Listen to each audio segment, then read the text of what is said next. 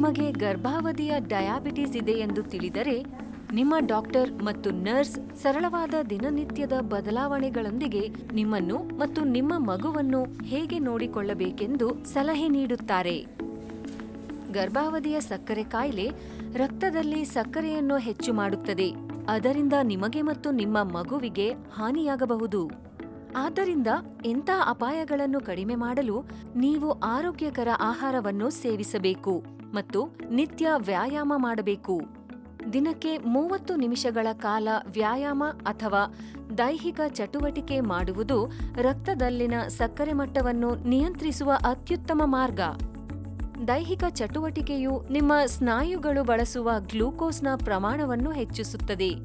ಆದ್ದರಿಂದ ಇದು ನಿಮ್ಮ ರಕ್ತದಲ್ಲಿನ ಸಕ್ಕರೆಯ ಪ್ರಮಾಣವನ್ನು ಕಡಿಮೆ ಮಾಡಲು ಸಹಾಯ ಮಾಡುತ್ತದೆ.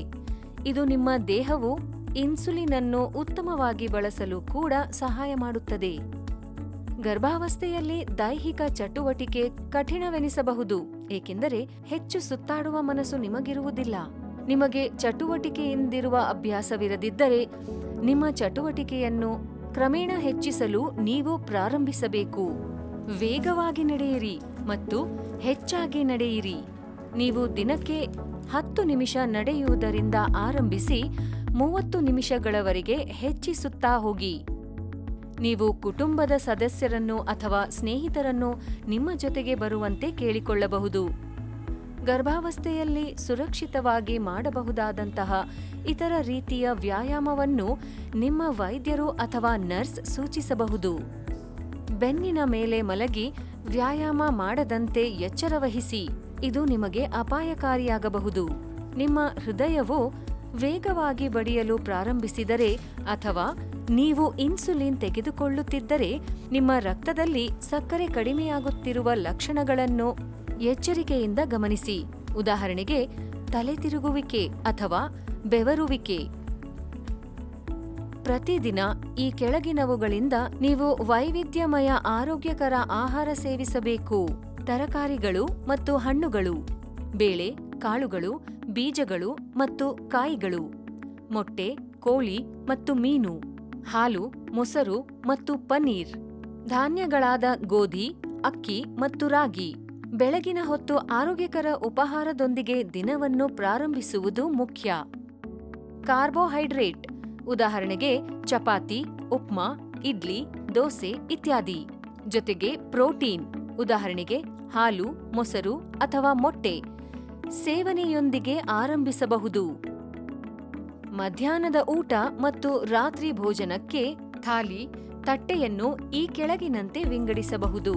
ಮೊದಲರ್ಧವನ್ನು ತರಕಾರಿಗಳೊಂದಿಗೆ ತುಂಬಿಸಿ. ತಟ್ಟೆಯ ಕಾಲು ಭಾಗ ಪ್ರೋಟೀನ್ ಸಮೃದ್ಧ ಆಹಾರವಾಗಿರಬೇಕು. ಉದಾಹರಣೆಗೆ ಮೊಟ್ಟೆ, ಮೀನು, ಕೋಳಿ ಮುಂತಾದವು. ಕಾಲ್ಭಾಗವನ್ನು ಚಪಾತಿ, ಕುಚ್ಚಲಕ್ಕಿ, ರಾಗಿ ಮುದ್ದೆ, ಸಜ್ಜೆ ಅಥವಾ ಜೋಳದ ರೊಟ್ಟಿಯಿಂದ ತುಂಬಿಸಬಹುದು. ಒಂದು ಹೊತ್ತು ಅತಿಯಾಗಿ ಆಹಾರ ಸೇವನೆ ಮಾಡಬೇಡಿ ಅಥವಾ ಆಹಾರ ಸೇವಿಸದೆಯೇ ಇರಬೇಡಿ. ದಿನಕ್ಕೆ 3 ಸಣ್ಣ ಊಟ ಮತ್ತು 3 ಆರೋಗ್ಯಕರ ತಿಂಡಿಗಳಂತೆ ಕಡಿಮೆ ಆಹಾರವನ್ನು ಹೆಚ್ಚು ಬಾರಿ ಸೇವಿಸುವುದು ಉತ್ತಮ. ನೀವು ಪ್ರತಿದಿನ ಕೆಲವು ಹಣ್ಣು ಮತ್ತು ಹಾಲಿನ ಉತ್ಪನ್ನಗಳನ್ನು ಸಹ ಸೇವಿಸಬೇಕು. ಕಾರ್ಬೋಹೈಡ್ರೇಟ್ಗಳು ದೇಹದಲ್ಲಿ ಸಕ್ಕರೆಯಾಗಿ ವಿಭಜಿಸಲ್ಪಡುವ ಆಹಾರಗಳಾಗಿವೆ. ಪ್ರತಿಯೊಬ್ಬರಿಗೂ ಆಹಾರದಲ್ಲಿ ಕಾರ್ಬೋಹೈಡ್ರೇಟ್ಗಳು ಬೇಕಾಗುತ್ತವೆ. ನೀವು ಗರ್ಭಾವಸ್ಥೆಯ ಮಧುಮೇಹವನ್ನು ಹೊಂದಿದ್ದರೆ ನೀವು ಆರೋಗ್ಯಕರ ಕಾರ್ಬೋಹೈಡ್ರೇಟ್ಗಳನ್ನು ಆರಿಸಿಕೊಳ್ಳಬೇಕು. ಉದಾಹರಣೆಗೆ ಕುಚ್ಚಲಕ್ಕಿ, ಗೋಧಿ, ರಾಗಿ, ಸಜ್ಜೆ ಮತ್ತು ಜೋಳ. ಬಿಳಿ ಅಕ್ಕಿ, ಪಾಸ್ತಾ, ನೂಡಲ್ಸ್, ಬಿಳಿ ಹಿಟ್ಟಿನಿಂದ ತಯಾರಿಸಿದ ಬ್ರೆಡ್ ಮತ್ತು ಪ್ಯಾಕೆಟ್ಗಳಲ್ಲಿ ಸಿಗುವ ಕಾರ್ನ್ಫ್ಲೇಕ್ಸ್ನಂಥ ಬೆಳಗಿನ ಉಪಹಾರಗಳು ಕಡಿಮೆ ಆರೋಗ್ಯಕರ ಕಾರ್ಬೋಹೈಡ್ರೇಟ್ಗಳಾಗಿವೆ. ಇವುಗಳನ್ನು ನೀವು ಕಡಿಮೆ ತಿನ್ನಬೇಕು. ಜಂಕ್ ಫ್ರೂಟ್ಸ್ ಎಲ್ಲ ಸ್ವಲ್ಪ ಅವಾಯ್ಡ್ ಮಾಡಬೇಕು, ಜಾಸ್ತಿ ತಿನ್ನಂಗಿಲ್ಲ. ಮತ್ತು ಸ್ನ್ಯಾಕ್ಸ್ ಐಟಮ್ಸು ಅದೇ ಥರ ಲೈಕ್ ಚಿಪ್ಸ್ಗಳು ಅದೆಲ್ಲ ಸ್ವಲ್ಪ ಅವಾಯ್ಡ್ ಮಾಡಬೇಕು. ಜಾಸ್ತಿ ಆಚೆದ ಐಟಮ್ ತಿನ್ನಂಗಿಲ್ಲ, ಅವಾಯ್ಡ್ ಮಾಡಬೇಕು. ಎಷ್ಟಾಗುತ್ತೋ ಅಷ್ಟು ಮನೆಯಲ್ಲೇ ಪ್ರಿಪೇರ್ ಮಾಡಿ ತಿನ್ನೋದು ಒಳ್ಳೆಯದು. ನಿಮ್ಮ ಗರ್ಭಧಾರಣೆಯ ಮೊದಲ 3 ತಿಂಗಳುಗಳ ಕಾಲ ನೀವು ಗರ್ಭಿಣಿಯಾಗುವ ಮೊದಲು ಎಷ್ಟು ತಿನ್ನುತ್ತಿದ್ದೀರೋ ಅಷ್ಟೇ ಪ್ರಮಾಣದ ಆಹಾರವನ್ನು ಸೇವಿಸಬೇಕು. 3ನೇ ತಿಂಗಳ ನಂತರ ನೀವು ಕ್ರಮೇಣ ನಿಮ್ಮ ಆಹಾರ ಕ್ರಮದಲ್ಲಿ ಹೆಚ್ಚಿನ ಆಹಾರವನ್ನು ಸೇರಿಸಬಹುದು. ಸಾಮಾನ್ಯ ತೂಕದ ಮಹಿಳೆ ಗರ್ಭಾವಸ್ಥೆಯಲ್ಲಿ ಸರಾಸರಿ 10ರಿಂದ 12 ಕೆಜಿ ತೂಕವನ್ನು ಹೆಚ್ಚಿಸಿಕೊಳ್ಳಬೇಕು. ನೀವು ಏನು ತಿನ್ನಬೇಕು ಎಂಬ ಗೊಂದಲದಲ್ಲಿದ್ದರೆ ಸಹಾಯಕ್ಕಾಗಿ ಆಹಾರ ತಜ್ಞರೊಂದಿಗೆ ಮಾತನಾಡಿ. ಗರ್ಭಾವಸ್ಥೆಯ ಸಕ್ಕರೆ ಕಾಯಿಲೆ ಹೊಂದಿರುವ ಅನೇಕ ಮಹಿಳೆಯರು ತಮ್ಮ ಎಲ್ಲ ಊಟ ತಿಂಡಿಗಳನ್ನು ಆಯೋಜಿಸಿ ಬರೆದಿಡುವುದು ಸಹಾಯ ಮಾಡುತ್ತದೆ ಎನ್ನುವುದನ್ನು ಕಂಡುಕೊಂಡಿದ್ದಾರೆ. ಆರೋಗ್ಯಕರ ಊಟವನ್ನು ಸಿದ್ಧಪಡಿಸುವಲ್ಲಿ ನಿಮ್ಮ ಕುಟುಂಬವನ್ನು ತೊಡಗಿಸಿಕೊಳ್ಳಲು ಪ್ರಯತ್ನಿಸಿ. ನಿಮ್ಮ ಆಹಾರ ಮತ್ತು ದೈಹಿಕ ಚಟುವಟಿಕೆಯಲ್ಲಿ ಬದಲಾವಣೆಗಳನ್ನು ಮಾಡುವುದು ಕಷ್ಟಕರವಾಗಬಹುದು.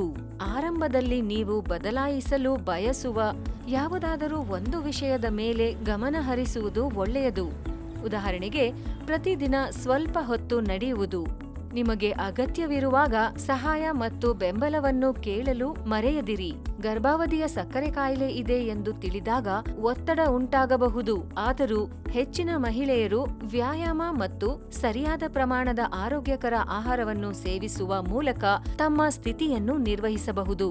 ನಿಮ್ಮ ಈ ಎಲ್ಲಾ ಪ್ರಯತ್ನಗಳು ಒಂದು ಸುಂದರವಾದ ಮತ್ತು ಆರೋಗ್ಯಕರ ಮಗುವಿಗಾಗಿ ಎಂದು ನೆನಪಿರಲಿ.